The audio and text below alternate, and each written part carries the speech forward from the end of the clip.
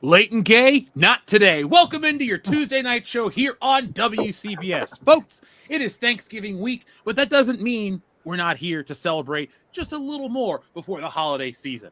But I am not alone. Tonight, I'm joined by my three co-hosts. First off, from the Rippaverse, you know him, you love him. Say hello to Andy Andrew.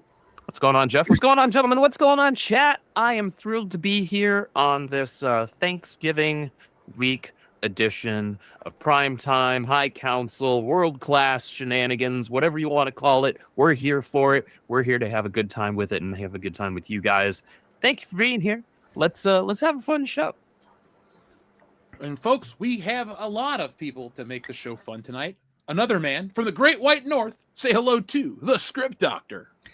Hey, everybody. Happy to be here. In fact, in order to keep it up with the shenanigans, I will debut my Guy Fieri mask.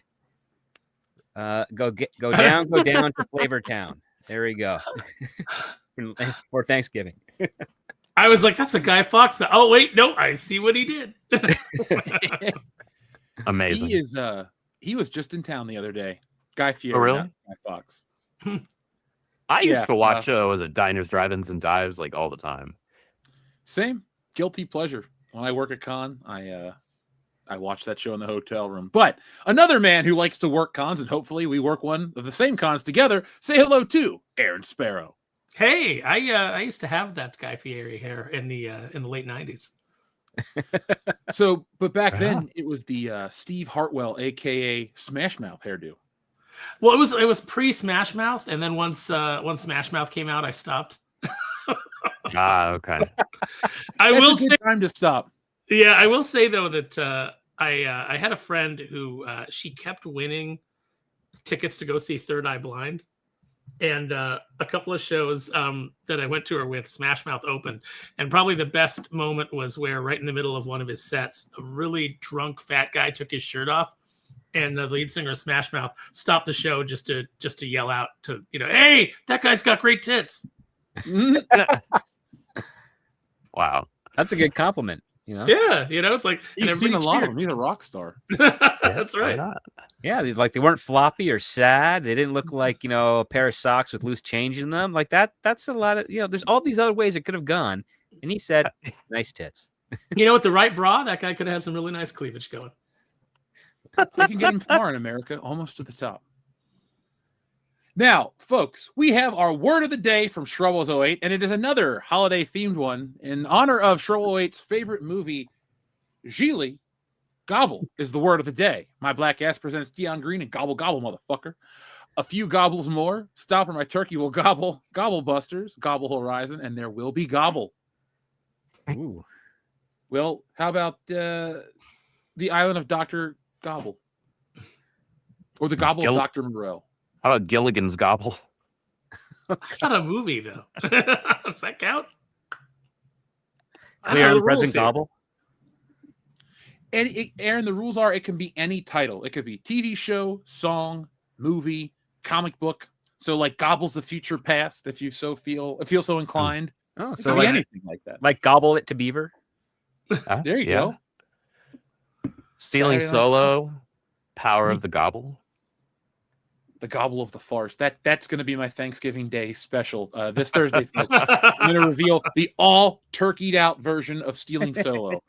No, I'm not actually. But on Friday, we're going to take Black Friday, or African American Friday, as the kids call it these days, and we're going to change it. We're going to call it Back Friday, meaning back Stealing Solo this Friday. Follow me on social media across the board. I'm even going to go out to Ollie's and do a live stream. And anybody who backs the book during the live stream will get a special shout out, and we'll find a way to make the book even that much sweeter. But Back Friday, this Friday, every Friday. Hell, back Stealing Solo every day of the week if you feel so inclined. If you want to quality Twice on Sunday.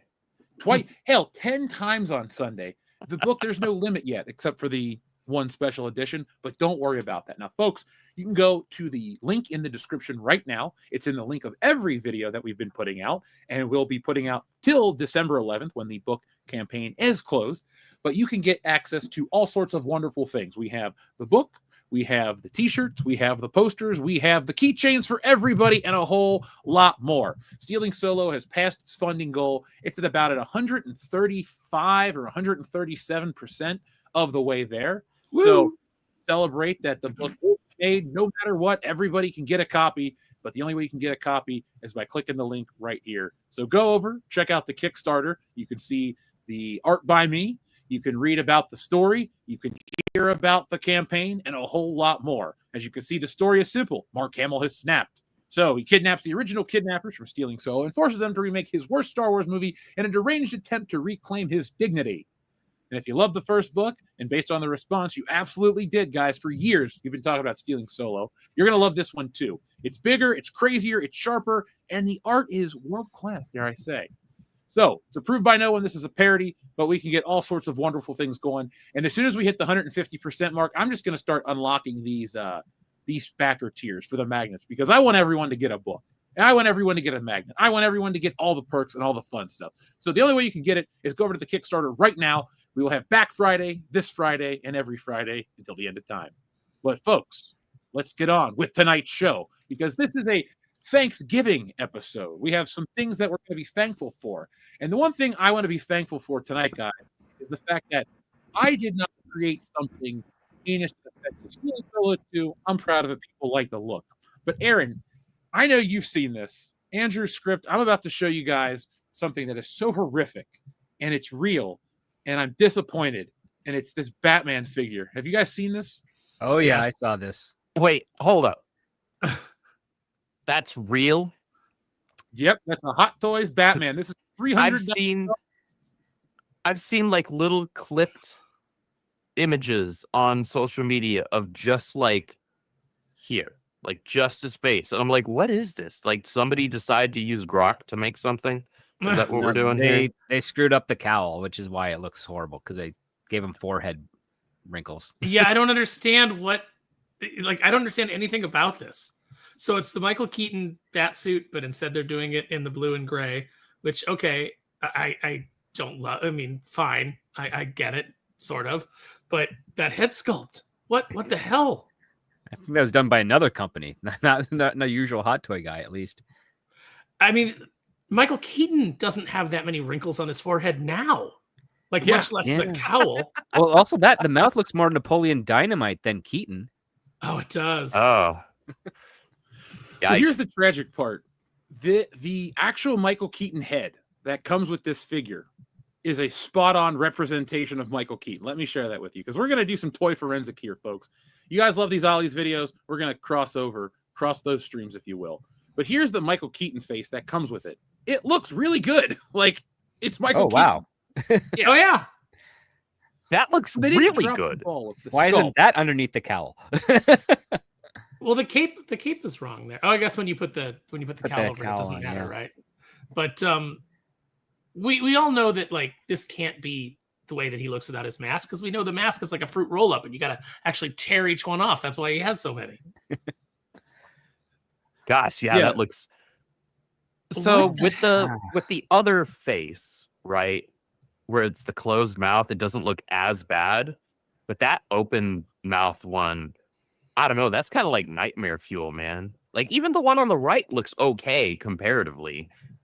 Yeah, But the one on the right middle looks more one- like Batman Returns, right before he knocks the fat guy over with the yeah. dynamite. Yeah, But Yeah, that, it's like it's the that middle Joker one is fight at the- horrific. It's the Joker fight at the end. supposed Like, to is be. that- Yeah, Yeah, I mean that at least then he has reason to be concerned, so maybe you could understand the forehead wrinkles.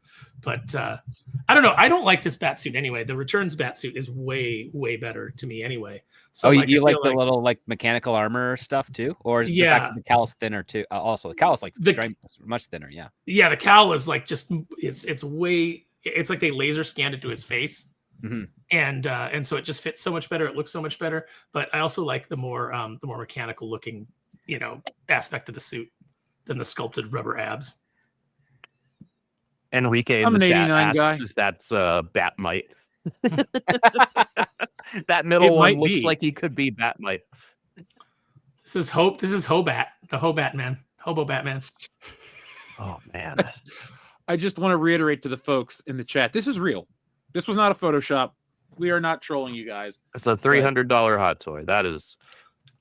The middle And- definitely looks like Napoleon Dynamite in the bat suit. He's like, God, look at that face. Choices were made, man, and they were the wrong choices. And whoever made those choices should feel bad.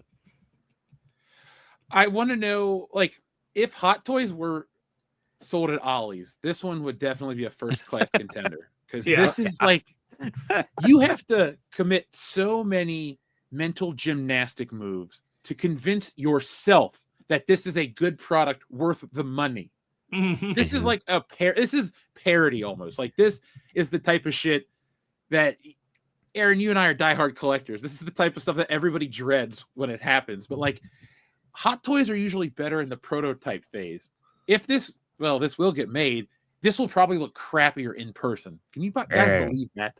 Oh, I don't think that they release this. I think that they go back and I think that they retool it. Yeah, I think they go back to the drawing board on this one. The backlash just for the cowl alone, like that's just the easy part. Because I mean, you got absolute Batman, that's all the rage. This is the opposite. This is like partial Batman, like incomplete Batman, undercooked Batman. This is, I could say something that would be very offensive to a lot of people. Batman is what this is, like, which is the complete opposite of absolute Batman. Like that's bad looking, man. That's genuinely bad. The boom, though, the lucky part is, thankfully, they actually have time to go back to the drawing board here a little bit and retool it because it's not in mass production yet, right? So they had a chance there to like fix the mold without having to be like, oh, well, shoot, we already printed whatever 10,000 or whatever number that they print. Well, they usually do like I think 25% above their base order when they first line up. Is that not? I only know the basics, so I don't buy Hot Toys, but I don't have a Hot Toy. Yeah, they just do like a little bit above their base order. The I've middle only one seen a does couple kind that of wanted. the middle one does kind of look like the embodiment though of the brain of Absolute Batman, since he is just big dumb Batman. Every time I read that book, I mean, like, you know, what like we were joking on Aficionados when it was first coming out. We were saying that you know, he comes across some fingerprints and they're like, you know, oh, what do you got there, Batman? The killer leaves some prints, and Batman turns around and just starts beating up the cop. What are they? They're fingerprints, Batman. They're like the residual oils left over from. What are they? Punches him again. Roid Rage Batman, yeah. It's just such a big, stupid, delightfully dumb Batman book that you know, I enjoy it on a very ironic level. So Open mouth looks like Val Kilmer. Yeah, don't do Val Kilmer like that. That's disrespectful. I think it goes to show you that we all dodged a bullet in 1989. For anybody out there that's like, we should have had the Neil Adams costume. This is what it would have looked like on the screen in 1989, and Batman would have been thought of like the Flash TV show or one of these blink and you miss it moments in pop culture. So luckily, all black works for Batman. Even gray and black with Affleck, but not this. This looks like it has the sculpt from the Affleck one though, because the Affleck one did have like the stupid like expression lines put into it. Oh, especially in the Flash film. Yeah, that one was. That looked dumb. Well, I don't want to. I refuse to acknowledge. He was wearing a jumpsuit with like armor plating, like super glued to. It looked really bad. Like there's comes a point where you watch some of these movies, you know, The Flash, Batman in The Flash, and you're like, I see cosplayers at every show that do better versions of, you know, that like do a classic looking version. You know, it evokes the comic book look, but it's like just tweaked enough to where it looks practical. And you know, they're doing that on just like the budgets that they have from whatever job that they have. Yeah. You know, or you know, from patrons if they're hot ladies, because obviously the regular rules don't apply to them. But you know, the fact that you can't make that with Hollywood costume designers and millions of dollars. Oh, you can. It's just what's weird is the creative teams in control tend to look at those properties far more seriously than what they deserve to be. And that's the problem. You're not committing to what it is. You're trying to say, well, I think people are going to not like this the way I don't quite like it entirely. And so therefore we have to change it. Like that was Tim Burton's thing. He's like, oh yeah, you can't just have Batman running around the streets because he's going to get shot and killed. It's like, no, Batman is too good to be shot and killed. Like the idea of like aiming a gun, the best marksman has like a 25% accuracy at a non-moving target. and Batman's always moving. You know, Mhm. and he's using his environment. The whole idea is that he's more terrifying because he doesn't have to wear bulletproof armor and he can take out a group of guys attacking him. That's what makes him more frightening than just wearing the cape and cowl. Yeah. And also, I don't know if you know this, but it's not supposed to be realistic. Yes. It's comics. You want to do realistic? Do Punisher, I guess. Right? Yeah. Like that's Yeah, fine. but even then, like the Punisher will be brought down by law enforcement so quickly. You know, Yeah. like a guy with an operation like that. You know, it's like, But yeah, in you terms have of like the more fantastical Mhm. comic the book Frank elements, Castle right? who gets who trains by getting himself hit with a baseball bat like a few times a day so he doesn't feel pain because he's killing That's how you his nerves. toughen them up. Yeah. I remember in the first Avengers movie, I gave my friend Marie such a hard time because the part of the movie where Hawkeye jumps off the roof, turns in midair, and then fires an arrow. Mhm. She was like, "Oh, come on." And I was like, this is the moment you have a problem with, not the big green mutant rampaging through the streets, not the super soldier, not the guy in the armor, not the god, the thunder god, but Hawkeye. Jeremy Renner was doing his best. Okay. It was just Well, a what's bridge funny too is far that for I her. know stunt guys that can actually do that. I mean, granted, they can shoot an arrow, but they'll never have a rope on it. Yeah, no, I It'd mean, be a lot cool if they did. I It got would. so I good. would. I got so good at archery in high school that, and the reason I got thrown out of archery was because I started like doing a somersault and then coming up and then firing at the target because I wanted to be like Hawkeye or Green Arrow. Oh And yeah, they're and like, they'd yeah, say, you're- nope, too dangerous. Yep, you're being Nerd. reckless. You're being dangerous. You're out of here. No, I hit the dated a girl target. that- I didn't hit a bullseye, but I hit the target. Hey, I there you dated a go. girl for a few weeks that was an archer, and she could pull out like 5 arrows at once and then just shoot them back to back to back from one hand, so fast. It was pretty arousing. But it just I didn't was work. going to ask you if you were messing It's like, around. man, like Dude, it's like, you hear professional archers say, oh yeah, you can never shoot more than one arrow every like 1.8 seconds. And it's like, if you hold like 4 arrows in your hand and you just do a knocking point for each one and you know how to do that, you can shoot 4 arrows within like 2 seconds with pretty good accuracy. That's super hot. I think it's That's brave impressive.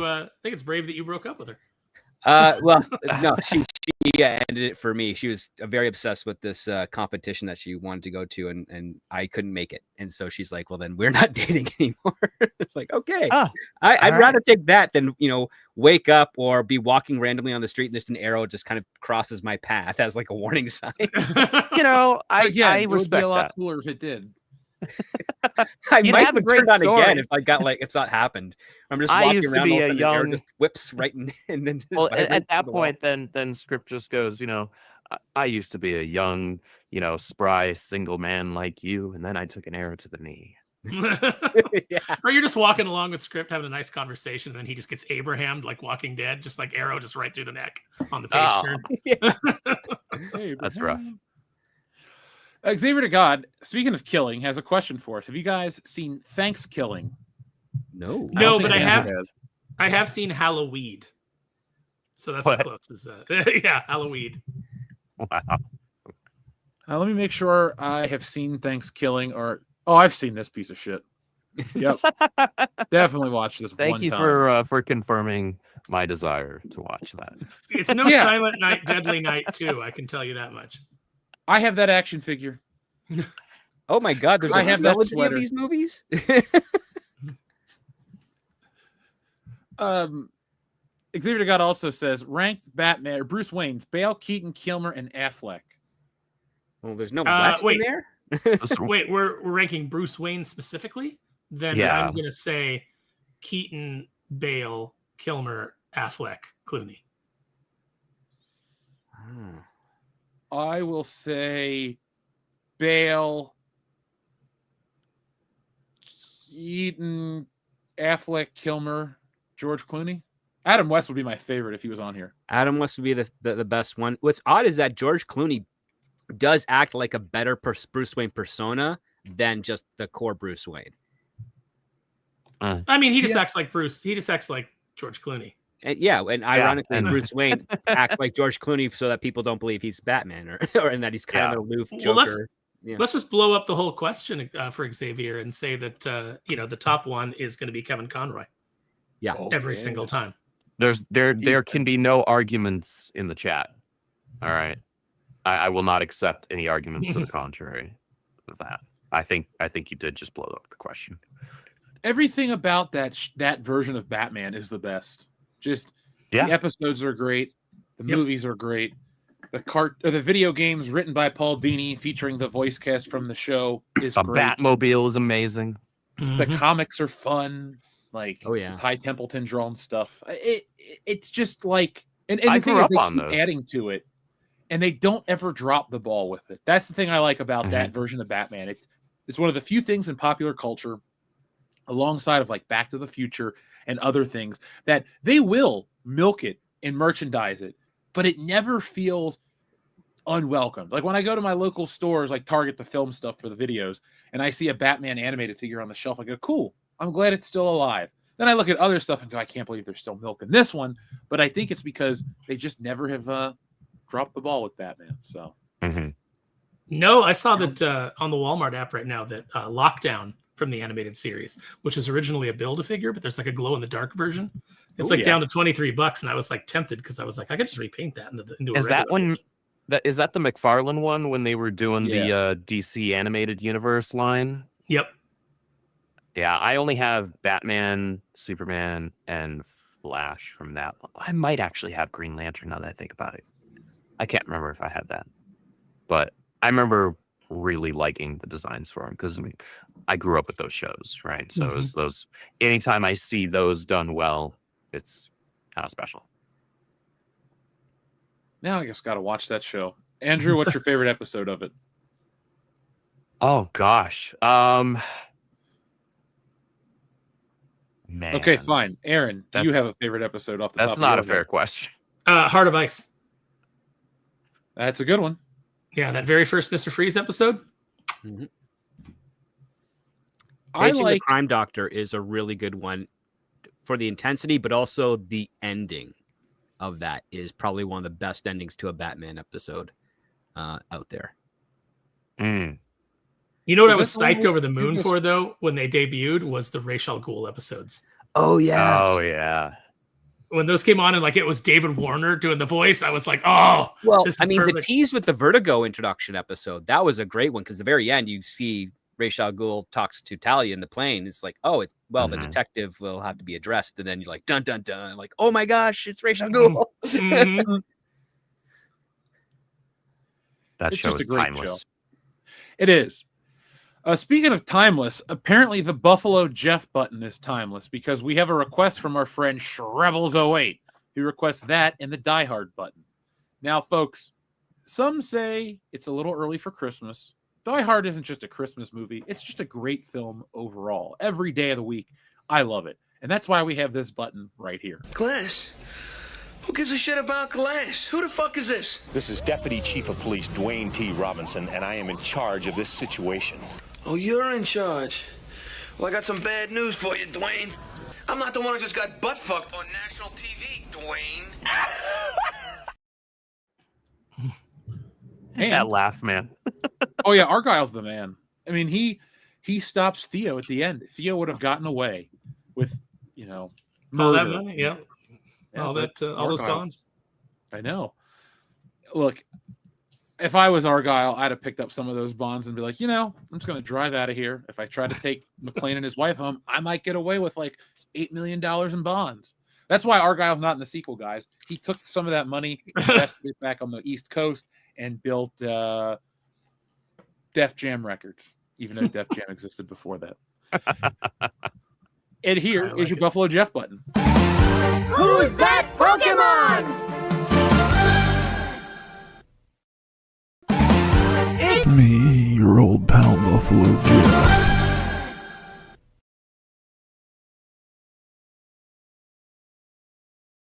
Very unnerving. Your old pal What? Buffalo Jeff says Happy Thanksgiving. Why is that so creepy? Aaron, I ask people that all the time. Why do you find it creepy? I don't know. I don't think it is. I just hear myself. Or the voice of Buffalo Jeff. but it just comes so close. Yeah, it just comes so close to the. Wait a minute. Was she a great big fat person? Was she a great big fat person? Sorry, Andrew. Here, It's let me not let me quite. keep I don't attention. get quite. chicken and make her gay. I don't quite get the skin crawling that Mary does, but it's right in your ear. See, the thing that I did for Mary when we would stream together regularly is I had buttons made just to troll her. Oh, I know you did. Yeah. Like if we take it back, we have ones like these. You found my secret button. Lucky you. Lucky me. And then it was just 30 seconds of silence to be creepy. Feeling okay, Andrew?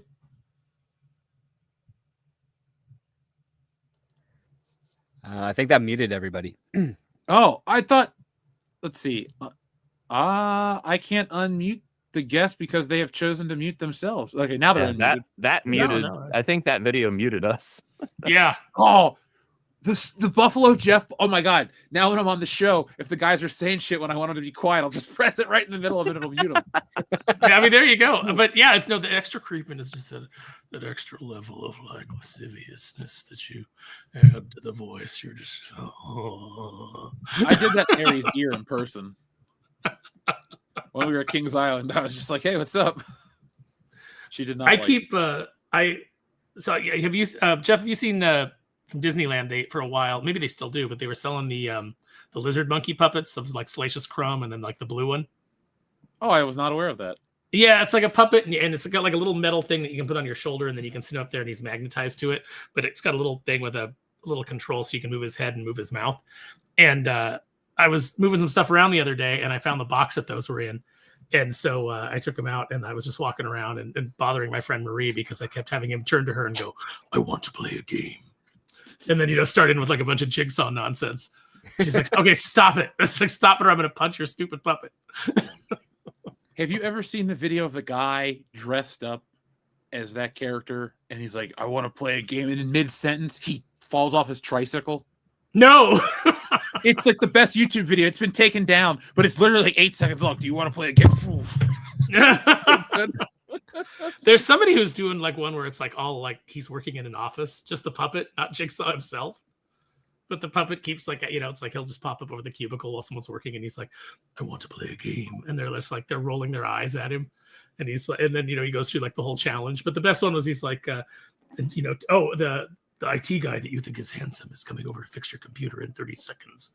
But there are a myriad of porno pop-ups, and like they're all popping up on her screen. And he's like, you have 30 seconds to close them all using the office's worst mouse. And the mouse is just like a mouse made out of push pins pointing the wrong way. Oh, no. That's absolutely diabolical. Mm-hmm. I never found those real movies scary. I mean, no, they're not scary because they're torture porn. I mean, I used to know a ton of the special effects teams that worked on the Saw films because they were domestic to Toronto, and all they would do is come up with morbid ideas to kill people in these traps. And it's not like, oh, they just did it over a course of 6 weeks. No, after they started realizing they were making a Saw movie every year, as soon as the premiere of the current Saw movie in October wrapped up for the weekend, they'd be in an office just spitballing tons of morbid trap ideas for the next one. I never liked any of them after the first one. And the first one I just kind of liked because, well, the second one I kind of liked because Shawnee Smith got another paycheck, and I like Shawnee Smith. Yeah, she's underrated. She should be working a lot more. Yeah, I've always liked her since I was a kid. Oh, she was in The Blob. She was great in that. Yeah, The Blob and Who's Harry Crumb. Yep. But she was on that show, Becker. Maybe she was. I don't know. Yes, she was. She Blind was the black secretary, dude, right? Yeah. Mm-hmm. And so, I was glad to see like they kind of used her in the second film, and then she turned out to be in league with Jigsaw. Mm-hmm. Because I remember at the beginning, I was like, why would he? Like, I don't know. This seems against his MO to like bring her back, but then they kind of had like a plausible explanation. And I was like, okay. And then at the end, I was like, oh, sweet. She's working with him. Yes, her survival earned his accolades, if I remember the story beats correctly. Mm-hmm.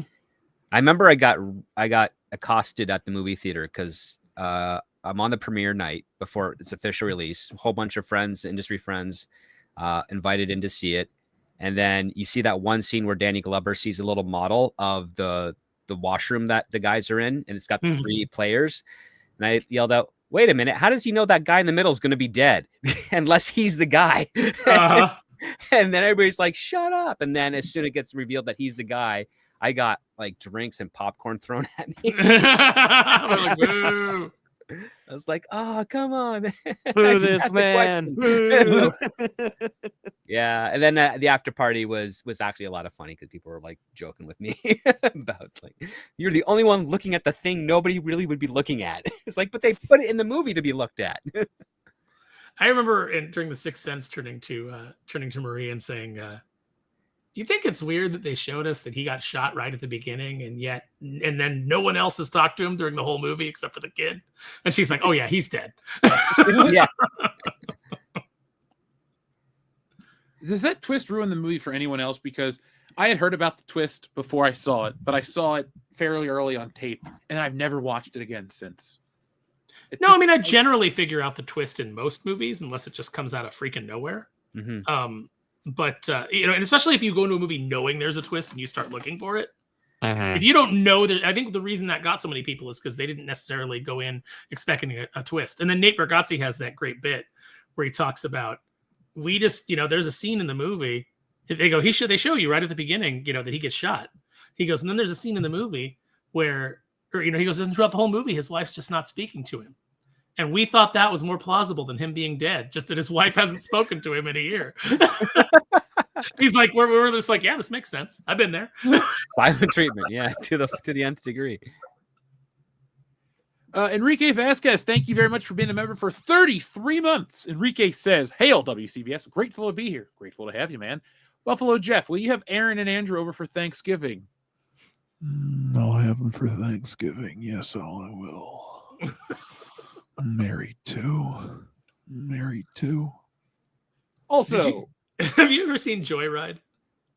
With Justin Long? No, Joyride has Paul Walker and... Yes, I have. Okay, but there's, and it's got Buffalo Bill in it as the creepy voice over the radio. But yeah, he's got the whole like Rusty Nail. When Paul Walker's doing the girl voice, and he's like, "What would you do to me, Rusty?" And he's like, I'd take off your bra." That's what your voice, the same kind of level of creepiness that Buffalo Jeff voice invokes. That's not the one with Tobey Maguire in it, right? No. Okay, because there's a lot of That's Fear and Loathing in Las Vegas, dude. No, this is the one where they get cut off by a truck, so then they tell Rusty Nail, yeah, come meet me, like, they're the girl, like, come meet me at this hotel room, and then they find out that the trucker that was that he went and, like, they thought it was a prank, but like the Rusty Nail guy like ripped the guy's jaw off, like just like grabbed his jaw and tore it off of him, and they're like, "Oh shit." They don't make them like they used to. No, they're not mass marketed like they used to. You could probably find something like that on Hulu or Netflix.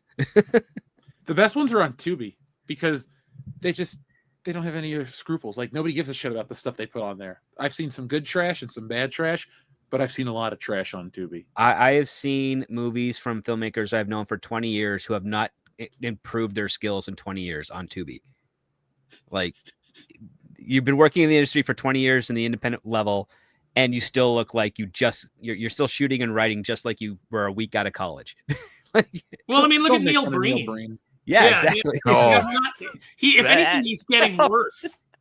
Yeah, how do you not learn anything new after you make a movie? You put out a 5-hour DVD of, like, the wit and wisdom of Neil Breen and movie making.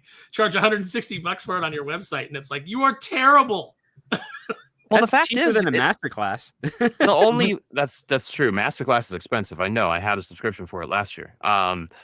But the only way to actually improve any skill is to challenge yourself, right? And to go outside your comfort zone. It's the only way. Like, you don't increase your muscle mass and your overall lifting strength by lifting the exact same weight ad infinitum, right? Like, you have to increase that weight. And so the same thing applies with writing. You have to push yourself. You have to kind of figure out how to try new things. My editor over at the Rippaverse, she really enjoyed the first few scripts that I turned in, and those were, to be very clear, those were Blue Shift scripts. So they're like stuff that I'm very comfortable with, stuff that it's meant to be like a blend of Spider-Man and Sonic. So it's quippy, it's sassy, it's fun, it's lighthearted, right? It's meant to be very classic Heart of Gold superhero fun.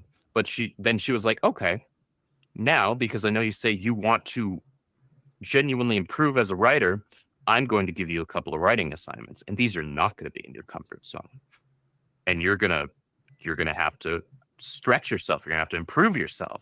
And it took a little bit, right? But that's the only way you can improve. You can't just like sit in a comfort zone forever and expect to get better. It doesn't work that way.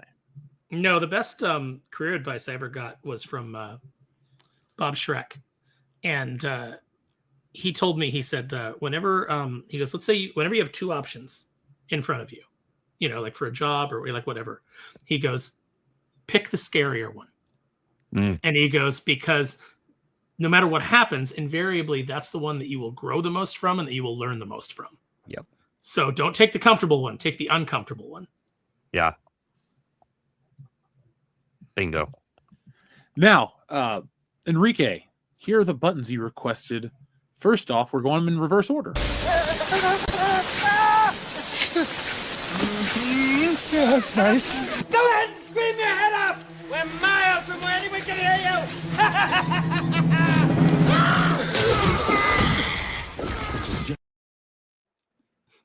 I've never seen that button.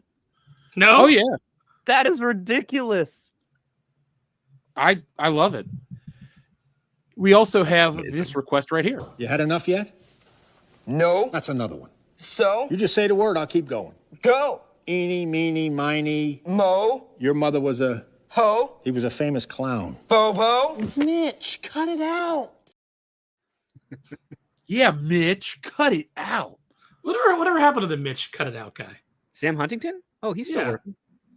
He was, last time I saw him was on that American version of the Vampire, the Ghost, and the Werewolf. Oh, Living in the House. forever ago. Being Human, yeah. Yeah. Yeah, he's in Detroit Rock City, so that's my favorite thing he's in. He's also Yeah. in Fanboys. Oh, he's in well, he's in a couple of series this year. One of which was The Man on the Inside, which I haven't checked out yet, but I've heard some good things about that. What else? Yeah, I like him. Jeff is gone. Jeff stepped away. No, He's Oh my God, Jeff is gone. It's anarchy. We don't know what to do. no. Up is down, left is knocking right. Knocking stuff over. Cats and dogs living together. Oh, my microphone's on fire. The funny thing is, I'm right here. I just dropped something. I was saying something as I was trying to pick it up. I dropped a cough drop on the ground. Jeff, was like, you wait, we don't what? know what to do. You don't know what to do. We don't know what to do. Well, that's okay. I'll be here, guys. We have a question from Xavier to God. If you guys were in a saw trap, are you trying or giving up? I'm trying to get out of that thing, but I'm not cutting off my body parts. Yeah, I'm not not- cutting off my body parts. That's not. Oh, it. yeah. I'm not digging behind my eye. Yeah, I'm not doing that either. That's why I can't watch those movies. As Script just mentioned a few minutes ago, it's just torture porn. To me, that's not scary. It's just like, it's gross. Like, and that's not entertaining to me. Well, the first rule of surviving a saw trap is number one, stay perfectly still until you can process what the hell's going on around you. Yeah. Yeah. I prefer horror films that like build atmosphere, that make you feel dread when the character's just going to walk around the corner, even if nothing's actually going to happen. Well, the difference between like the first Saw film and the later Saw films is that in the first Saw film, you did have a chance to get out kind of unscathed. Yes. And then in the later Saw films, it was like, oh no, now you gotta mutilate yourself to even have a chance to survive. And it's like, It's all about escalation. Mm-hmm. And when you have to do it annually, like you said, it lost its luster. I mean, let's see, the first one came out when I was in high school.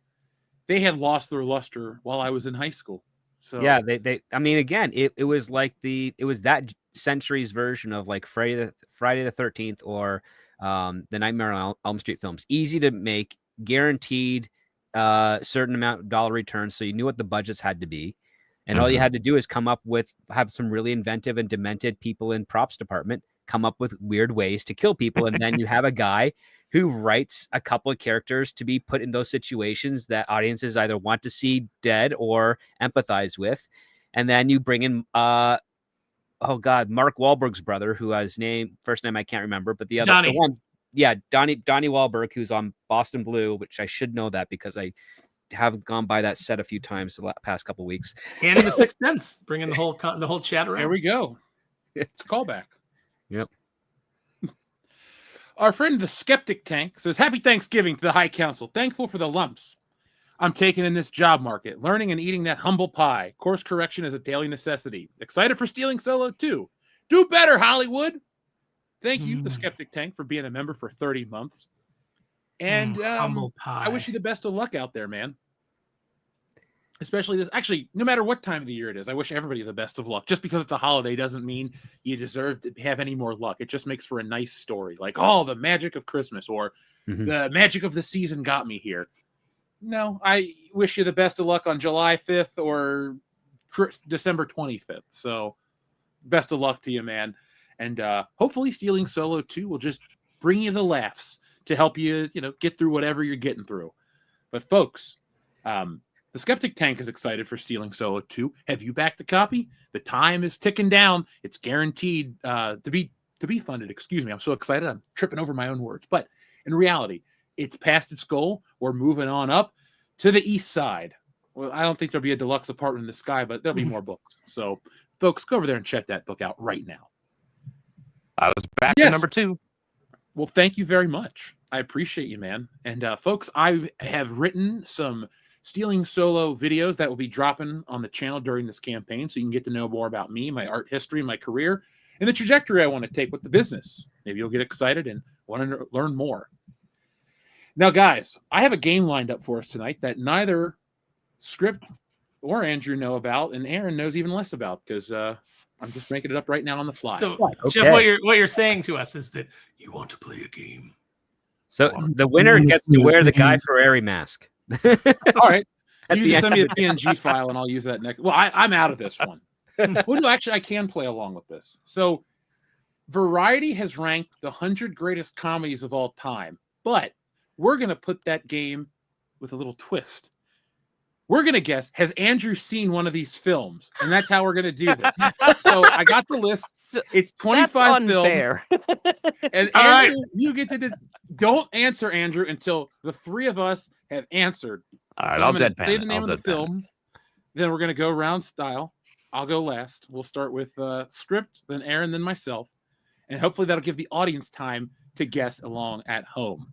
But this is a fun little holiday special. This is like when you're at school and they're like, hey, there's like 3 hours left in the day, but we're having a quote unquote party. Here's some apple cider. Here's a donut. And we're watching a Christmas movie. Because we're playing Pictionary or something. Why do I feel like we're going to get to a point where Jeff's going to go, and now the lightning round. Out of those films, Andrew, which actors are still alive?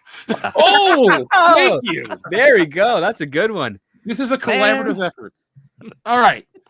So this is from Variety. These are 25 of the 100 greatest comedies of all time. Starting with number 1, The Naked Gun. Script. Has Andrew seen it?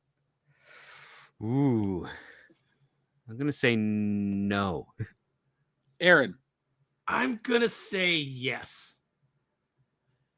I want to say yes as well because I think he might have mentioned it. Andrew, have you seen The Naked Gun, the original? I have seen the original. Oh, yeah. Aaron, that's the only one I've seen. Your score. All right. Because I'm going to write down my score too. All right. Sounds good. On an old shipping label. There we go. Nobody needs that anymore. So a point. All right. Film number 2. Some Like It Hot from 1959. Script. Has Andrew seen it? I'm just going to say no. Aaron? I'm going to say no. I'm going to say no. Andrew? Okay. I'm on the board. All right. All right. All right. The next film, Annie Hall from 1977. Script. Has Andrew seen it?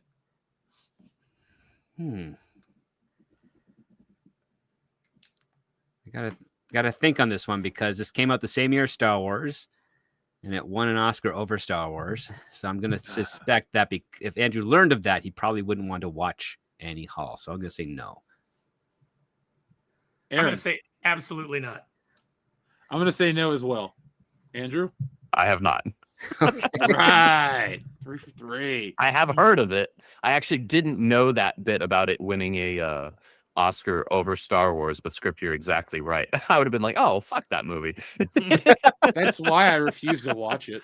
That's literally my stupid ass fanboy reason. But Also, next on just the so you know, Andrew, the star of Annie Hall, Diane Keaton, dead. yeah, recently too. Recently did. Like 2 weeks ago. Damn. Anyway, next film. Has Andrew seen it? The Great Dictator. Script. Has Andrew seen it? No. I concur. No. Yeah, I'm gonna go no as well. Andrew? Wait, Great Dictator, isn't that Charlie Chaplin? Yeah. Yeah, I've seen that. Oh, Oh, nice. We're all wrong. Well, we can't take away points, but we should feel bad. I know. I'm just To happy be Andrew fair, saw there it. are a lot of movies that I have not seen, so that Yeah, you most of guys' this list. assumption was honestly a safe assumption, right? But that was just a case where I actually had seen it. All right. Well, let's move on so we can get through these at a good pace because there are 25 of them. Waiting for Guffman, 1996. I'm going to say no. I'm going to say no. Yeah, I'm going to say no. Hey, I've never even heard of that movie, so yeah. I was I'm going to say you no. haven't even heard of it, but I can't get an extra bonus point on my own game because that's just stupid. All right. Has Andrew seen Monty Python and the Holy Grail? Script. Yes, I think so. Aaron. I'm also going to say yes. I'm also going to say yes. You're damn right I have. All right. Yeah. I've seen that movie several times. I love Good. that movie. Has Andrew seen Duck Soup? This is an easy one if you pay attention. Script. I want to say yes. Aaron. I want to say yes, even though I don't know what movie this is. I don't know this It's movie. a Marx Brothers film. Yeah, I'm going to say yes Oh. because I'm pretty sure Andrew in the last 3 weeks has mentioned Is a Marx the Brothers fan, family's yeah. Marx Brothers box set. Andrew, are we right? That is correct. Hey, That is I correct. listen. Okay. Has Andrew seen Fargo? Script. I think yes. I think Andrew's seen Fargo. Aaron. I also think he has seen Fargo. I'm going to say he has not. Andrew. I have not. Oh! You got to see Fargo, dude. Oh, yeah, you Yeah, got to see I have Fargo. been Wood told chipper. that. That's I all have I'll been say. told. Wood chipper. Jeff is now in the lead. Yes, sir, I am. All right. Has Andrew seen Young Frankenstein? Script. I don't think he has. No. Aaron. I'm gonna go the opposite way. I'm gonna say maybe he has. I'm going to say yes. Andrew. I have. Yes. Has Andrew seen Groundhog Day? Script. Oh, I think he's seen Groundhog Day. Aaron. I think he's seen it more than once because that's I'm the gonna say nature he's- of Groundhog Day. He's seen it. Andrew. I've seen it. Yes. More than once? I've seen it twice. Yes. Double. Okay. Has Andrew seen Sherlock Jr. from 1924? Oh, probably not. I mean, that's a really hard movie to find. I'm gonna say no. Yeah, I'm going to say no as well. Yeah, I'm going to say no as well. Okay. Has Andrew seen Tootsie? Script?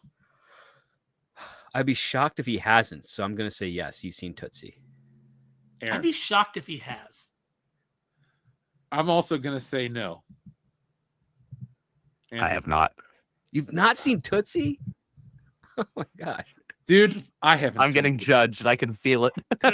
No, you're not, man. I haven't seen it on principle. Just Dustin Hoffman. I don't Okay. actually I don't have anything against him. I just haven't I've seen only it. seen bits and pieces of it, like when I was a kid, and it would be like on TV or something, and someone in the house would be watching it. But I've never. Isn't Bill actually watched Murray in it? Bill Murray's in it. Yep. It's quite a funny film. Even John Candy's in it. So Okay, has Andrew seen Doctor Strangelove? Script. I want to say yes. Aaron. It is a classic. I feel like Andrew does like kind of gravitate towards your more classic or famous movies, but I'm gonna say no. I too am gonna say no. I have not. Oh my I know of it. I know of it, but I've never seen it. There have been times where like my parents would be watching it, but I just didn't like join in. All right, this is a strange one. Sideways from 2004. Script. Has Andrew seen it? I'm going to say, I want to say yes, but I'm going to say no. The reason I want to say yes is because it's about wine, and Andrew loves wine. I'm going to say no because I don't know if he knew about that and therefore has not seen it. Aaron. I think that movie came and went when Andrew was young, and I don't think there's been any kind of like resurgence to push it up to where he would see it. So I'm going to say no. Having been to the shooting locations and the actual vineyards, I'm so no, I'm just joking. I am going to say he's never seen this, even though I want to say yeah for the reasons that Script Doctor said, but it's also just like you said, Aaron. It came and went. So Andrew, have you seen Sideways? I have seen it. Oh, damn. Oh my God. Fuck. All right. I'm all over the map. I know. I know. Has Andrew seen Playtime from 1967? Script Doctor. No, he has not seen Playtime. Aaron? If he has seen Playtime, it's not the 67 version. It's the legendary adult film. I'm going to say It is a no. classic in its own right. I'm going to say no to both. I'm going to say he hasn't seen the adult film or the classic film.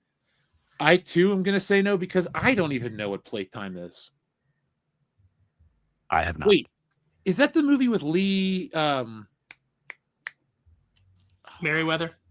Not Lee Merriweather. Oh, fuck. Lee Marvin? Lee Marvin. Yeah, is that the Lee Marvin movie? No. Playtime is a French film.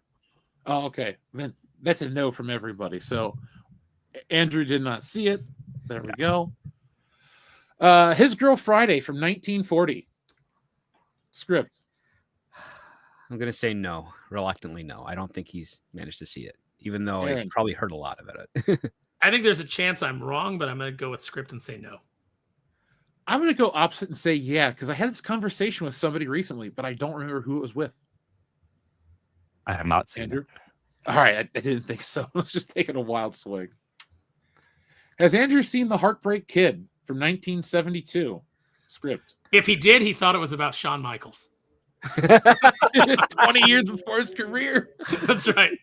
I'm going to say no. I don't think Andrew has seen The Heartbreak Kid. Yeah, sorry. No, he's not seen it. Aaron? I agree. I'm going to say no. Same here. No. I have not. All right. Here's a classic. This is Spinal Tap. Script. Has Andrew seen it? I don't think he did because we talked about the sequel that came out recently, and I think I remember correctly, he hadn't seen the first one yet. So I'm going to still say no, unless he's changed that in the weeks since. Aaron? I see no reason to believe that Andrew has changed that in the week since, so I'm going to say no. Yeah, I too am going to say no.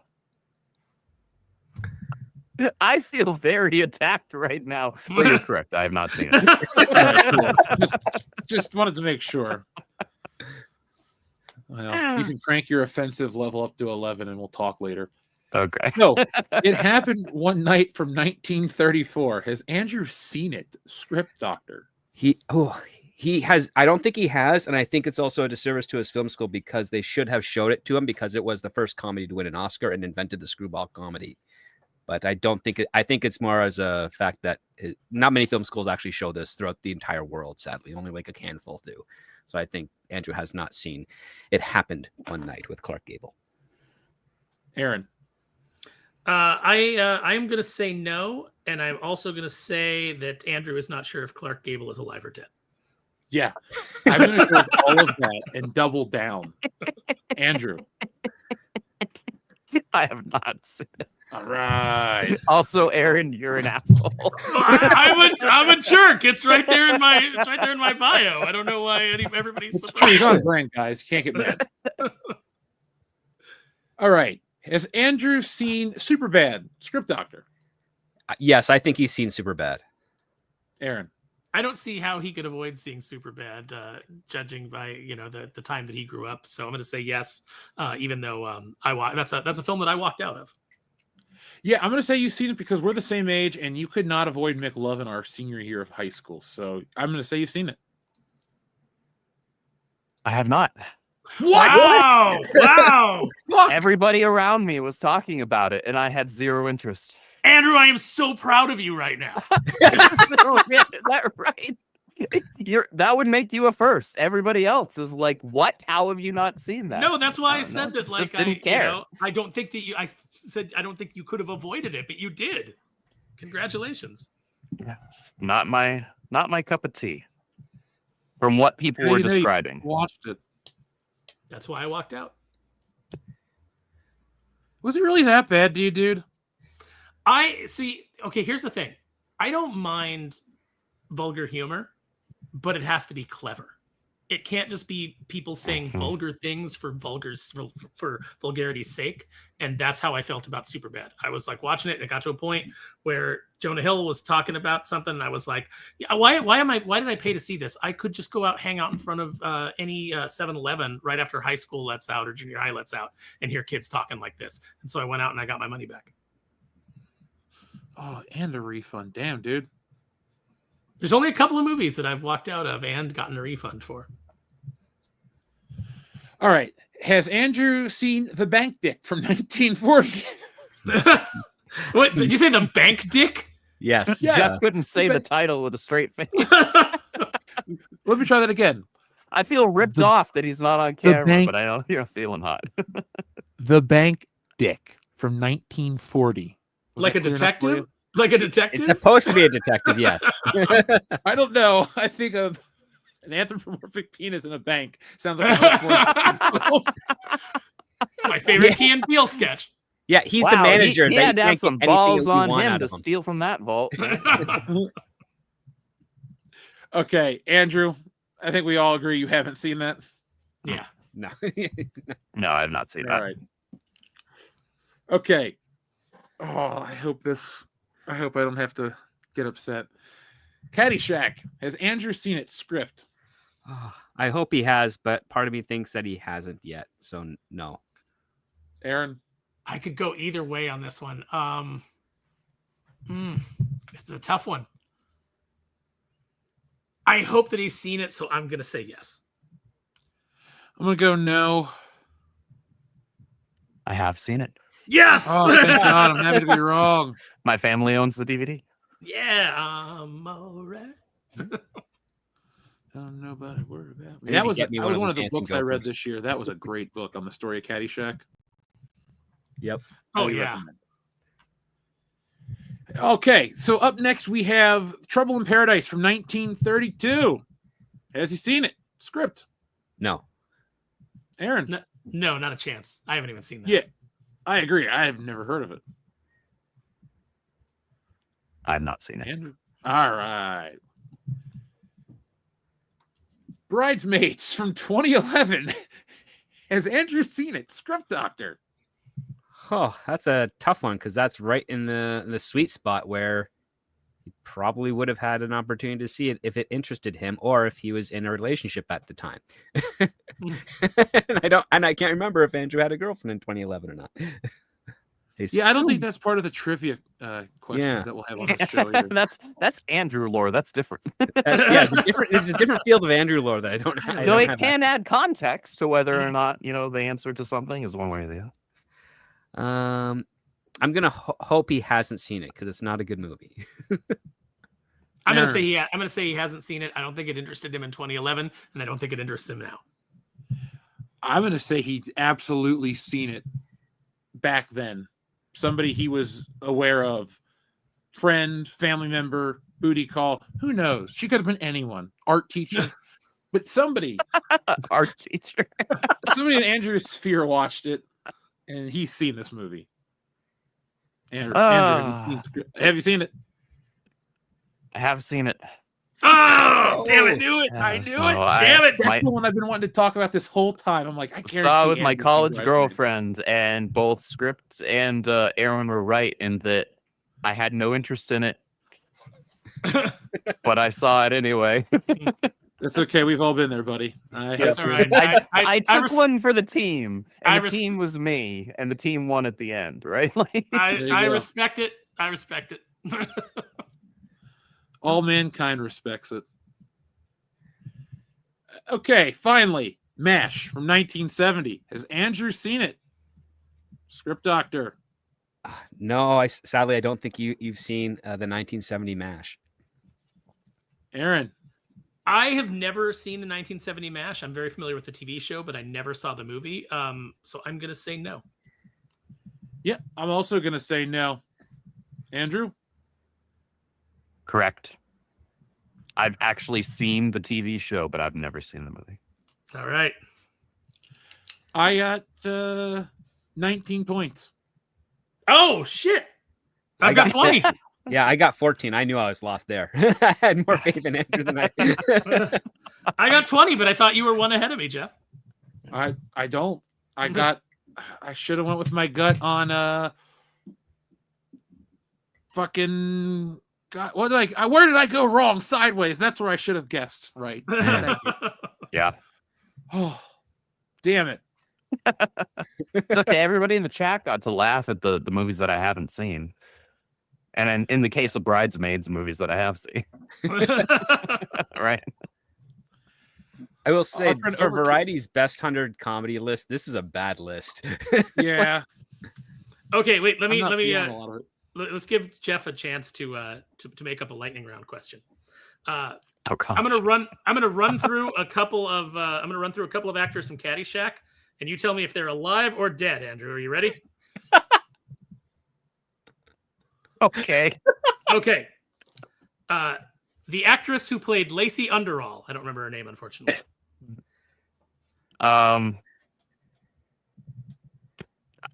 Alive. She is dead. Rodney Dangerfield. Dead. Yes. Sadly. Yeah. Ted Knight.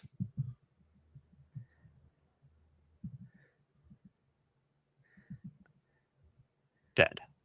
Yes. He was Good man. He was dead very early on. And the final question, Chevy Chase. Dead. Say again? Dead. Chevy Chase is alive, but I am going to give you points because his career is dead. That's partial. Oh, and points? what Is that killed that it, is? Aaron?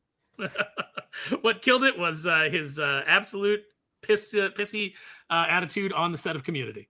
Yep. Ah, okay. That was his I last. don't- His, the last Okay, last so thing that's that he why I really haven't did. heard his name in ages. Then at least that Yep. would make sense. Well, Yes. it's Okay. that time of year because as of Thursday night, it's Christmas movie season, and everybody has dusted off their copy of Christmas Vacation. They're ready to go.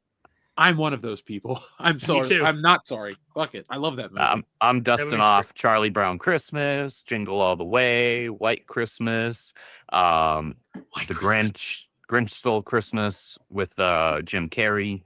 Because I This is a absolutely love cartoon that Grinch movie. household. I love mine too. I love and respect the original, but I love the Jim Carrey one. I think it's hysterical. What's another Christmas movie that I watch? I that can't go isn't with Die you Hard, on 'cause I Jingle. watched that. Jingle All the Way is one I can't go with you on. Yeah, you not a fan? No, not a fan of just the. My not whole too much family time. loves that movie. I'm not a big Sinbad fan. It's turbo time. Sinbad's great. He's always was really clad a in bomb? something windbreaker. This is a sick world we're living in. We got like sick people in it. I think it's sad that we don't come from the timeline where Kazam starred Sinbad instead of Shaq. Yeah. Well, we can dream what that would be like. That's fair. Like Oh, the and Star Miracle Wars on 30, prequels would have 34th actually been Street. awesome. Oh, see, that's a good one. See, Yeah. Andrew's got some good. He's got some really good picks in there. There was that Sinbad movie where he's the Both of the old bodyguard ones, both to of them. like I think a politician's son. First And kid. yeah, that's the one. First kid. That one in the other timeline. That's what the movie that Shaquille O'Neal is the bodyguard. Here's a question for everybody. Screw it. We're only a week away from December, so close enough. Whatever. Favorite version of A Christmas Carol? Yeah. The Beavis and Butthead one. Seriously, I'm not joking. Here Lies Beavis. He never scored. I love that shit. Every year I watch it. All right, fair enough. Do you like what you like? Script. It's a toss-up between the Muppets version and the Alistair Sim classic. I respect it. Aaron. I'm going to say a toss-up between the Muppets version, which obviously I love, and I'm gonna say Scrooged, which is essentially a Christmas Carol. Scrooge It's is a different great. version of it. Scrooged with Bill Murray. Has Andrew seen it? I have seen Scrooge, yes. Okay. Yay! I was going to say yes. My favorite version with a Muppets Christmas Carol being right behind it. My favorite one is the one with Patrick Stewart. That's a pretty good one too. Mm-hmm. I watch that every year. I love that movie. What about the creepy Polar Express Robert Zemeckis version? Oh, with Never Jim watched it. Carrey? Yeah. Have you ever seen? I've never seen it. Is it? I saw it at the premiere, and I haven't gone back since. I'm kind of like I'm creeped out by that animation style that Robert Zemeckis was so excited about. Yeah. Yeah, like Monster okay. House? So yeah, I'm not crazy. That's the CGI one. It was a Yeah, motion right. capture CGI thing. Yeah. Yeah, like Beowulf think- or Polar Express. Beowulf, Polar Express, Monster House. Yeah, what I was think the I saw that Mars one Needs once. Moms. I didn't hate it, but I didn't love it either, and so I don't think I watched it since. But ones that I'll still watch annually are the Muppets one and the Patrick Stewart one. Or Marley and Marley. Just wonderful movies. The best thing about the Muppet Christmas Carol is that, and I think part of the reason that it works is because Michael Caine is playing it straight as a heart attack, man. Yep. He is just not giving in to any of the Muppet zaniness. He is playing it like he is in a stage play. He may as well of a be Christmas playing Carol. right off of like a classically trained actor, right? It's Mhm. the way that he's playing it. And it works somehow. It's because I he's remember- Michael Caine. I remember as a kid, He's like just that watching. good. I remember a kid because my dad took us to see that in the theater, and I remember my brother and I are sitting there crying when Tiny Tim dies, and then I turned to my brother and I was like, "This is ridiculous. We're crying over a sock, like it's a sock with some googly eyes glued to it." That's amazing. But The that power makes- of cinema, brother. It just goes to show And you that is the can power make of you movies, feel. man. Yeah, that Movies, can make you feel more than story. Yeah, storytelling it's a powerful thing, man. It can make you feel stuff. Mhm. Even with goofy sock puppets, right? the whoever's hand was in that sock puppet. They were doing a better job than most human actors today that are on Yep. screen and doing live action. So Overkill says Neil Breen Gobble Edition with Cade, the Gobble Crossing, Twisted Gobble, and Gobble Down. Happy Thanksgiving and have a good Thursday for Script Doctor. Thank you. Fateful Gobble. Crouching Taylor, Hidden Swift, I like that version, says, I root for Wicked success so that when this upcoming woke remake of The Wizard of Oz fails, they will blame the fans, but can't explain Wicked's success. Everything that I see, like every actress on the red carpet for Wicked, you would think that the movie was the Wizard of Ozempic, because like every one of them looks like did they feed them? Was there a craft services table at all? I don't That's know. I don't know, but I will say this. Something's going on. To your point, yes, nobody is apparently eating on the set of Wizard of the Wicked. The other part too is not a single person involved in that production realizes that the book it's based off of was a deliberate prank book out of a series of books that from that time of the villains of fairy tales and other legendary stories tell their version of what happened, essentially saying like, I'm the real victim. and they didn't get it. And I think Wicked, the stage play musical, in addition to the film, really missed the boat of being able to have fun with that concept. They took it seriously when they should have just been tongue in cheek. Yeah. Can I just say that I think that right. Elphaba is one of the worst names in the history of fiction. Elphaba? Yeah, it's a Elphaba, weird yeah. name. It's like not alphabet, and committed. Yeah, it's just not. I don't know. If you're supposed to have your audience latch onto a character, I don't know. People are obviously paying to see the films, so what the hell do I know? That's just not a name that I would associate with a character I'm really gonna try and connect with. I'll just be glad when it's over and I can stop seeing that that orc on the red carpet pawing at Stop seeing Ariana Grande. Nosferatu in blackface. Yeah, just every single time, like if anybody asks Ariana Grande a question, she's got to like make it about her by either like getting in there and fixing a necklace that doesn't need to be fixed, or like freaking out over a helicopter flying That's over. like super weird, man. That is like extremely weird. That looks like, man, like, do you realize you don't own this other human being that is here right now? This other person has been a star for most of her, like all of her adult life and most of her teenage life. Like, she knows how to interact with people because she's never shown a problem with doing it before. But it's only been since the first Wicked movie that all of a sudden, like, switch flipped and she's a completely different person. Well, she's a vampire. She's sucking out whatever it is that makes Ariana Grande. And I guess also now with oh gosh, I just blanked on her name. But the Asian lady, what's her name? Michelle then Yeoh? she looks, Michelle Yeoh, thank you. Yeah, because now she looks like she managed to drop 90 pounds while only weighing 98 to begin with, right? Yeah, and then the other part too is you know you're in trouble when you are put in makeup to look like the Wicked Witch of the West, and you look better in that than you do with normal makeup to highlight your natural features. Like, yeah, my God, she looks frightening. And she doesn't do anything to make herself look less frightening either. Let's put on the demon nails. Let's put in our stupid septum ring. Let's somehow traverse land without appearing like we're walking. So it's just a smooth, like you're on a like one of those travel platforms at the airport. Like everywhere. Yeah. It's like she's afraid, and then like it's like, oh, she has a sore throat, and Ariana's not going to do any interviews in solidarity. That's weird. What? That's really weird because she's always been extremely bubbly and interactive with like interviews with fans, with, you know, late night talk show hosts and things like that. It's one of the creepiest things I have seen in modern media. I think this chick is a witch. I think she's a witch or a succubus, and she's got some kind of hold over Ariana, and like that's why Ariana can't be allowed to go do anything on her own because, you know, God forbid she might break free of her influence, of her thrall, if she's more than 20 feet away from her. Honestly, it wouldn't take much convincing, honestly, for me to believe that. Because it's so disparate from everything that I've seen. I say that as somebody who, like, Ariana Grande is like a guilty pleasure for me in terms of like her music. Mm-hmm. And then I was like, when it was announced that she was cast in the movie, I was like, oh, well, that's perfect, right? Like, I know she can act. I know she can sing.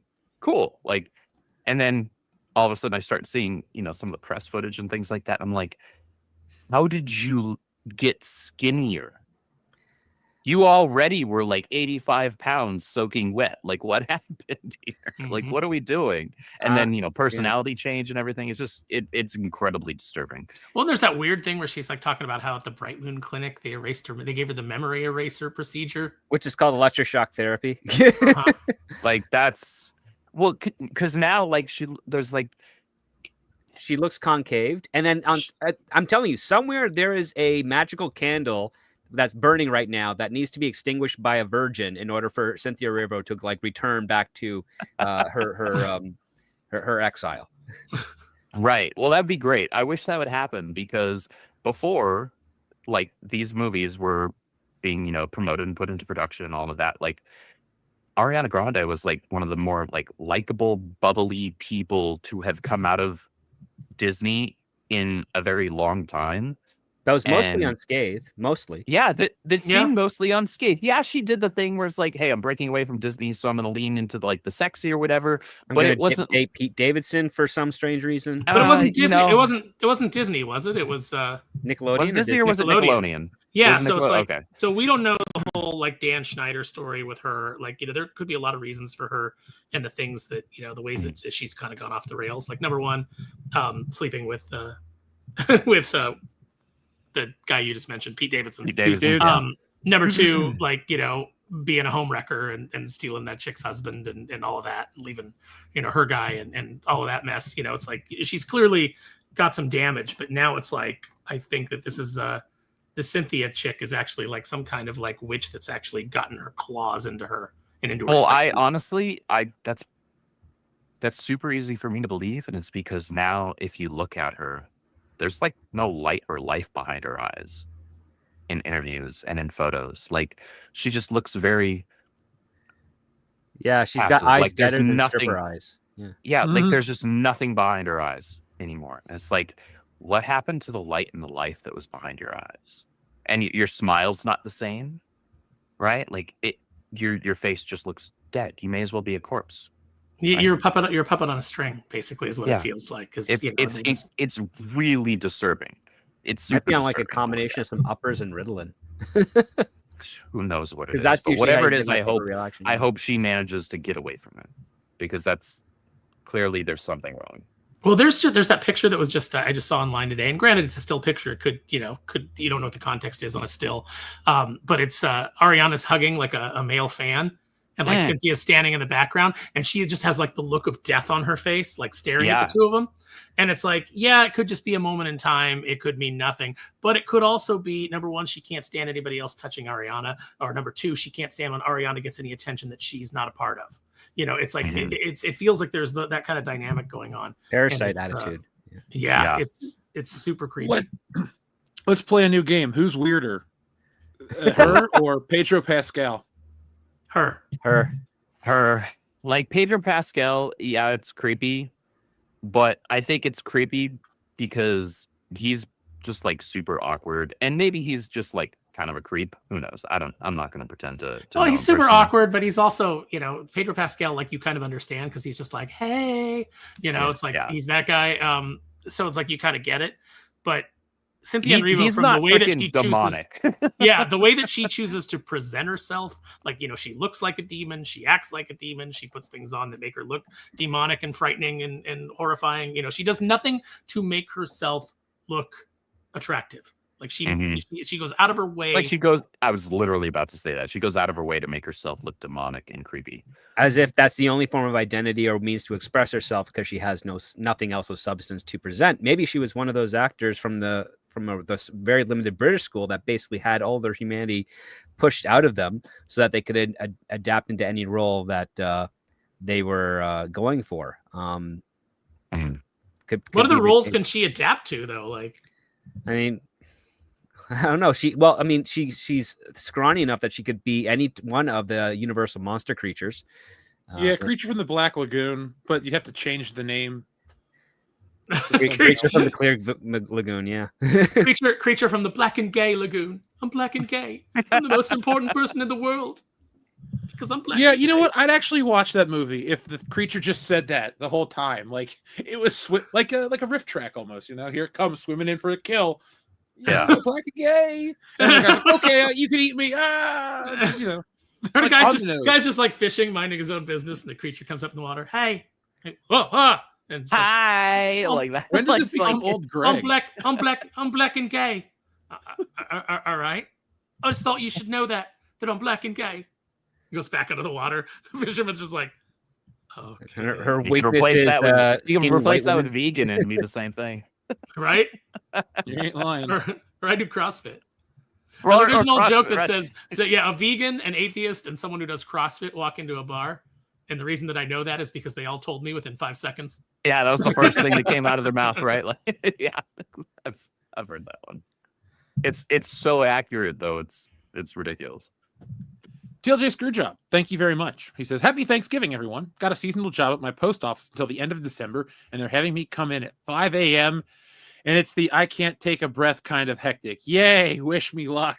Well, we're all pulling for you, my friend. 5-hour energy or your favorite coffee, whatever you need to get through it, man. Or God bless an earbud with some WCBS to give you that energy, that extra oomph to get through your day. We're here for you. Maybe he needs some, good morning pop culture. I don't know. I'll tell you better than 5-hour energy. If you've got an Aldi near you, they have these little 88 cents vitamin B shots. Do the trick and much cheaper. Yep. Probably don't taste as bad either. No, they're pretty good. I do like Aldi. This is not an endorsement, but unless they want to sponsor. I was going to say, unless they want to sponsor the channel, world-class grocery stores, right? Yeah, an Aldi sponsorship would really solidify us as mainstream. Like we're above Kroger, we're international. It's like, sorry guys, we don't need Meijer, we don't even need Winn-Dixie. We got Aldi. Okay. World Trader class. Joe, who? But good luck, TLJ Screwjob, and it's gonna go quick this season for you. Trust me. Enrique, thank you very much. Enrique says, "Is script skinny Steven Seagal?"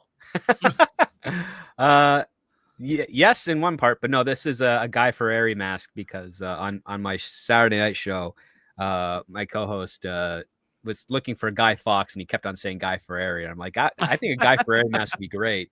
Yeah. And then one of my That's chat even better. members said the phrase would be go down to Flavor Town, as opposed to remember 4th of November. I love it. So yeah, I this love is a it. cool thing. I whipped this up really quick, but if there's anyone out there who can do some really good versions of a Guy Fieri mask, like Guy Fawkes style, please send it to me. My DMs are open. I might even 3D print one, and yeah. Oh, there you go. So, guys, this was going to be a short show the entire time. Clone Geek says Aldi's cool. All right, we have Clone Geek's approval. I just thumbed up to the camera like you could see me. What the hell? I did it too. So like All right. I channeled it for you. It's Oh like my I can God. control you through the internet. Oh my God, Jeff is my Cynthia Erivo. Oh no. I'm only 3,000 miles away, and I don't care where you go tomorrow. Like, just That's have a right. good day, man. Like, I don't know, go put a toy away or do something cool with one, and then have a good meal. Oh, I'm doing a lot of Take a cool break. stuff with toys right now. You wouldn't even believe it. I got a new one. I found the new rock I was looking for, so I was very happy. Which one's that? The Monday Night Wars. He's in a $500 shirt, and he's got I know the one. sunglasses. Yep. Oh, I know exactly what one that is. Yeah. That's awesome. I get lucky when it comes to like wrestling figures. Anytime I'm looking for the Rock, I find him every time. So it's been a good That's cool, 25-year run. That's got, awesome. I think I got some extra Trouble Bubbles in today from they're down to $32 on Amazon. So I had some gift cards and I was like, yep, I'll take those. I am so out of space. I can't really commit to anything too big this year. So that's where I'm living with all What that. you fair. need, Jeff, is a classified scale USS flag, custom built. Yeah, I'm gonna have to pass, but I'll take a 2-scale Gotham City that doubles as a metropolis and New York, so I can have my figures in that. That'd be pretty cool, actually. I want a 1-to-1 scale Snake Mountain. I'll just live in it. I don't even care. Like I'll just set it up in there and be nice. That reminds me of the dumbest thing anyone has ever said to me, and it makes me laugh every time I think about it. My buddy in college goes, "You know what the world's dumbest idea is?" And I go, "What?" He goes, "A 1-to-1 scale globe." And I just couldn't stop laughing. And that's what that reminds me of. The ultimate status symbol. He's not wrong. I don't know where you put that. I don't know where you put that, honestly. Put that on the North Pole. I'm glad it wasn't just me that thought it was entertaining then. It's been like 15 years and I still think about that. That is excellent. So, folks, happy Thanksgiving. Thank you guys for everything you do for the channel. Thank you guys for back and Stealing Solo 2. We're making that a reality, but we're only halfway through the campaign. So, next week, you're going to see a lot more from me. It's the holiday. I have some videos to put out, but I expect you guys to spend time with your families. If you have to travel, if you have to take care of business, like we always say here on the channel, your family comes first. But your internet family, WCBS, and the other channels you follow are here waiting for you when we get back next week. So, guys, is it safe to say goodbye from all of us here and put this baby to bed? Absolutely. I think so. If I can real quick put 2 shout outs out there, actually 3. Guys, I'll reiterate it. Jeff has already said it, but go back to Stealing Solo 2. Because Jeff is a hysterical writer. He's an incredibly talented artist. And it's not that common these days that you get somebody who can do both. And Jeff is one of those people who can do both. He's a multi-talented creative. He's not just a great YouTuber, but he's a great artist and he's a great writer. So check out Stealing Solo 2. He's got a lot planned. And I need to read the 3rd entry. I need us to get Frankenfisher, guys. So let's do it. Let's make it happen. I actually have an Ask Me Anything thread happening on the Bounding into Comics community board tomorrow afternoon. So if you guys want to ask me something about whether it's working at the Rippaverse, whether it's working in comics, whether it's creating Blue Shift, whatever it is, ask me something. Whether it could be anything that's not related to my actual work. You can ask me questions what I think about stuff with DC and Marvel. I've been blessed a couple of times to be able to hang out with Aaron and the guys over on Comic Aficionados. And I just love talking comics with anybody who will talk comics with me. So check that out. I'll drop that link in the chat. And then our lead illustrator over at the Rippaverse was the interior artist for a new project called Lethal Leopard. Check it out on Kickstarter. It's nothing but like stupid, action-packed fun. The writer and creator, Paul Thayer, he worked with Enzo Amore. That Enzo Amore, the from WWE. You mean the certified G and the bona fide stud? That is exactly who I mean. This book is not soft, okay? Like this book is a crap ton of fun. The interiors were done by Igor, one of our artists at the Rippaverse. One of the covers was done by him. The other cover was done by Kanan White. Guys, check it out. It's just like, if you just want stupid fun entertainment, that's what this is. It's just meant to be a fun time. So check it out. All right, so folks, thank you for watching. And from all of us here at the channel, happy Thanksgiving, everyone. Get it off of me. Yeah, think of that voice as you dine on a wonderful turkey, or if it's not your cup of tea, ham. Jeff, can you do me a favor before we go and do a favor for the chat? Can you tell us how to properly stuff a turkey in the voice of Buffalo Jeff? No. You have to do this. First, you unwrap the turkey and take out the insides. You insert your hand. I don't have to do this. I don't have to do this. I don't have to be here. And you pull out the insides. And then you dry your turkey. Pat it dry. And after you pat your turkey dry, you let it rest. We need a cooking show with Buffalo Jeff. I did not consent to any of that shit right now. Just want to put that out there. Buffalo Jeff, and it just happens to you. Bless America. Let it happen. It's a lot. You rub some butter on its skin and then you baste it over again. How do you make it? Baste it. Don't encourage him. Hot, wet butter. Smooth butter. Oh God! Okay, now you have to stop. You're gonna kill me. Oh, I'm so glad I restocked my wine tonight. It's easier to kill you this way. Trust me. I could make it worse. But I won't. Oh, die. Happy Thanksgiving, everybody. Yeah, happy Thanksgiving. Yes, happy Thanksgiving from all of us here. We'll see you next time.